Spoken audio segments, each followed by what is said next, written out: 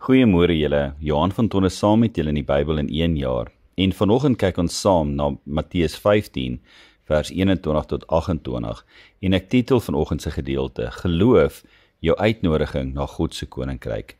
Vir baie is hierdie amper 'n koue gedeelte waar Jesus eers die Kanaanitiese vrou ignoreer, aan sy disippels sê dat hy gekom het vir die verlore skape van Israel en dan vir haar sê dat die brood nie vir die hondjies is nie, maar vir die kinders aan die tafel. Wat wil Jesus nou eintlik hier sê? Wel, eerstens beslis nie dat daar nie plek is vir die heidene nie in sy koninkryk nie, en tweedens ook nie dat hy 'n probleem het met die plek van waar hierdie vrou vandaan kom nie. Ek dink daar kan moontlik 'n paar dinge wees wat ons mis of verkeerd lees hier. Inteendeel staan daar twee dinge uit vir my hier. Eerstens sien ons net hoe groot die liefdevolle goedheid van die Here is, en dan sien ons dat dit juis geloof is wat God laat beweeg, veral as dit aanhoudende geloof is. Kom ons kyk wat die Here vir ons in hierdie gedeelte wil leer, en hoe ek en jy dit kan toepas in ons lewens. Wat vir my uitstaan is dat Jesus vir die eerste keer in sy bediening, en ook die enigste keer buite die grense van Israel, na 'n streek van Tyrus en Sidon toe gegaan het, wat vandag bekend staan as Libanon. My eerste vraag is, waarom sou Jesus nou juist daarna toe onttrek het? Wat 'n goeie paar dae te voet se reis is van waar hulle self bevind het. Die woord is nie duidelik nie, maar wat die rede is hoekom Jesus soontoe gegaan het nie.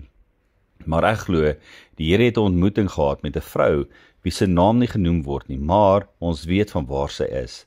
Of dalk saam met die wou Jesus na die plek gaan waar 'n bekende vrou met die naam Jezebel met die koning van die noorde getrou het en so die volk binne gedring het met afgode en afgodediens en afvallig laat raak het. Wat die rede ook al is, ek is dankbaar hieroor, want indirek leer die Here ons dat wie ook al glo, deel van sy koninkryk kan wees. In hierdie gedeelte lees ons dat Jesus stil kan wees wanneer ek en jy hom aanroep, en ons leer ook reg oor die psalms dat Dawid ook al so gevoel het, waar hy vir die Here sê, Here, het U van my vergeet, waarom antwoord U nie? Die Kanaanitiese vrou roep Jesus aan in sy messiaanse naam as die seun van Dawid. Interessant dat sy hom ken en weet van die Messia wat uit Dawid se geslag sou kom, maar nog meer dat sy hom herken het. Ons sien dat Jesus haar nie antwoord nie, en sy disippels wat wetend is van watter area hulle is, nie lus is vir 'n groot bohaai nie, sê aan Jesus terwyl hulle hom nader en sê, stuur haar weg, want sy roep agter ons aan. Wat hulle eintlik hier sê, as jy na die oorspronklike Grieks gaan kyk, sê dan Jesus, gee haar wat sy vra, sodat sy ons net kan uitlos asseblief. En die vraag klink nie te erg of te onregverdig nie, want wat sy vra is vir barmhartigheid vir haar, want haar dogter is van die duiwel besete. Dan vir die eerste keer praat Jesus en hy sê aan sy disippels dat hy gestuur is vir die verlore skape van die huis van Israel. Ek weet nie van julle nie, maar baie keer het ek al opgegee om te vra, want as ek niks hoor van die Here nie wanneer ek bid, en dan wanneer ek iets hoor en die antwoord is nie wat ek verwag het nie, dan voel ek so half negatief en hou dan maar op. Maar iets leer ek en jy van hierdie vrou, dat sy aanhoudend is en nie opgee nie. Sy kom val voor hom neer wat 'n teken van aanbidding is en roep hom aan as Here en sy sê, help my. Nou, ek sou gedink het dat hierdie is 'n mooi afsluiting van hierdie toneel, waar Jesus haar dan net sou help en alles is weer mooi. Maar Jesus toets haar diepte van haar geloof, en so baie keer doen hy dit met my en jou. En 'n derde keer voel dit asof sy verwerp word wanneer hy vir haar sê dat dit nie mooi is om die brood van die kinders te neem en dit aan die hondjies te gee nie. Wow, noem die Here haar 'n hondjie? Nee, juis nie. Alhoewel die Kanaanitiese nasie baie keer deur die Jode verwys was of verwys word as honde, gebruik Jesus 'n ander woord wat verwys na 'n klein huishondjie. En indirek sê hy aan haar dat sy deel is van die huishouding, want dis waar 'n klein huishondjie hom ons myself bevind en deel is van sy koninkryk. Maar dat hy nou eers moet fokus na die verlore skape van Israel.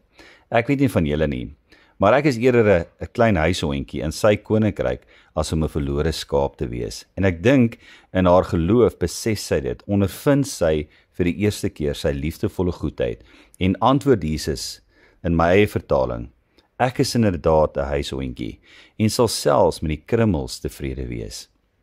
En hierdie geloof beweeg die koning van die heelal en hy sê vir haar dat haar geloof groot is en dat dit sal wees soos wat sy gevra het en haar dogter is bevry op daardie oomblik. Wat 'n mooi gebeurtenis in Jesus se wandel. Hy wys dat daar redding is vir almal deur sy liefdevolle goedheid en sy wys dat ek en jy aanhoudend moet vra en nie moet ophou nie. Geloof is nie net iets wat vir 'n oomblik is nie, maar iets wat vir altyd moet wees. 'n Vaste vertroue, al lyk dit of dit nie gaan gebeur nie. Wanneer ek en jy hom aanroep, weet dat hy jou sal help.